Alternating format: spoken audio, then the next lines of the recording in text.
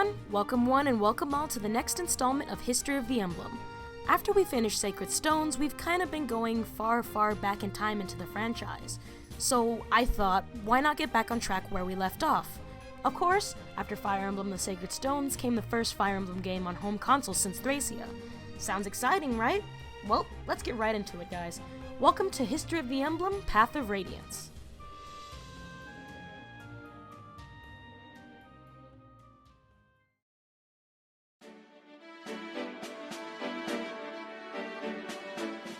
Development for Path of Radiance did not begin after Sacred Stones, but instead Fire Emblem 7.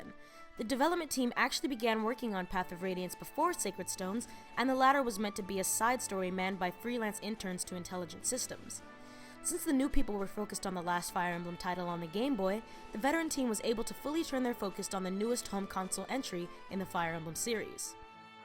The team faced a number of issues when creating the game, the most notable of these being the difficulty in moving Fire Emblem's mostly 2D top-down gameplay into a 3D environment. Many drafts were made, but eventually the team settled on the notion of having 3D models on a background that would use both 3D and 2D elements for the overworld. For battle animations, the characters would be joined by a fully 3D rendered area in an attempt to make the characters come to life. As said by one of the developers in the official Japanese Nintendo magazine, although the series so far was a 2D environment, it really impressed us that switching Fire Emblem to a 3D representation made the game feel fresh. The motions of the characters were very smooth while faithfully tracing the images of the past. The animation is not strangely realistic, yet it expresses the coolness of each unit smoothly. In an effort to make the characters move a little bit better, the team used motion capture to help further the movement of the 3D models.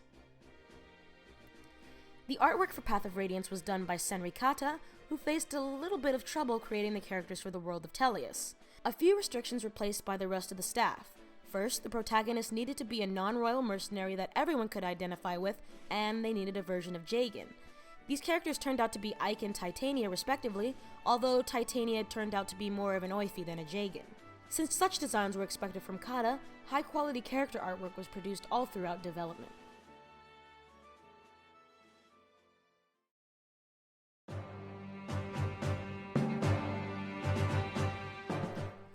The localization of Path of Radiance was handled by Nintendo Treehouse, who also handled a slew of other Fire Emblem games as well.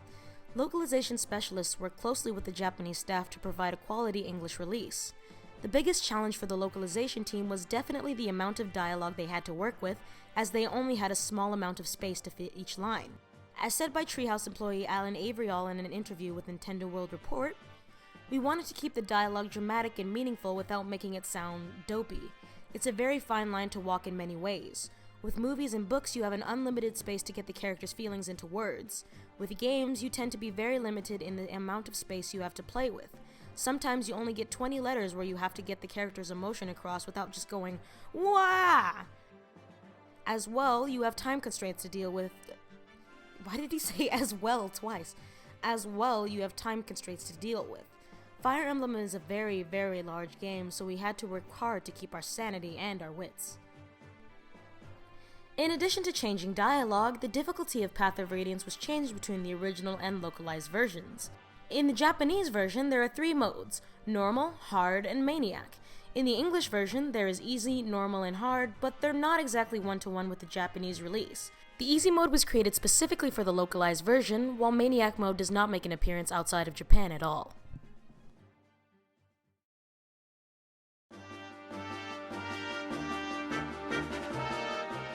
Like always, Fire Emblem Path of Radiance takes clear inspiration from past Fire Emblem games. Here's some of the archetypes that Path of Radiance takes inspiration from. Titania is an Oifi, a different form of a Jagen, who have only slightly better stats than the main cast. Kieran and Oscar are the Cain and Abel duo of this game, who are 2 usually cavaliers who are both dressed in red and green. Tanith, Alincia, and Marcia are the White Wings representatives, who are usually a trio of Pegasus Knights who have the ability to triangle attack. Skills return from Genealogy and Thracia, although they now have a capacity cost which varies between characters. The concept of having a base also returns from Genealogy the Holy War, although it was called a castle in that respective game. Nonetheless, they both function similarly. Of course, being the first 3D Fire Emblem game, Path of Radiance was the first game in the series to include fully animated cutscenes and voice acting. Though it's worth mentioning that almost none of the voice actors featured in this game reprised their role in future installments. There was also a new weapon type that was introduced, knives. These weapons are utilized by mainly thieves and are outside of the weapon triangle. The shove mechanic also originated from this game as well. Another thing Path of Radiance introduced, weapon forging. Although it's pretty different from what we see now, it still has a presence in every Fire Emblem game since. Fun fact, in the Japanese version of the game, weapon forging can allow you to exploit a glitch where you can forge the Tome Thunder's critical rate backwards to 255. It's a wonder that that wasn't caught, but it is worth noting that it was patched in the English release.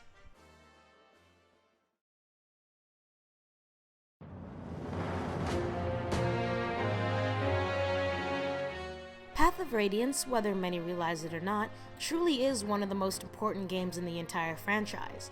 This is the point where the series moved from 2D to 3D, and the developers absolutely knocked it out of the park. And though it sold alright, many people still sing its praises today for very good reason.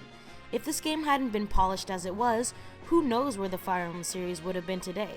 It introduced many people to the potential that the series had, and left everyone with one hell of an impression.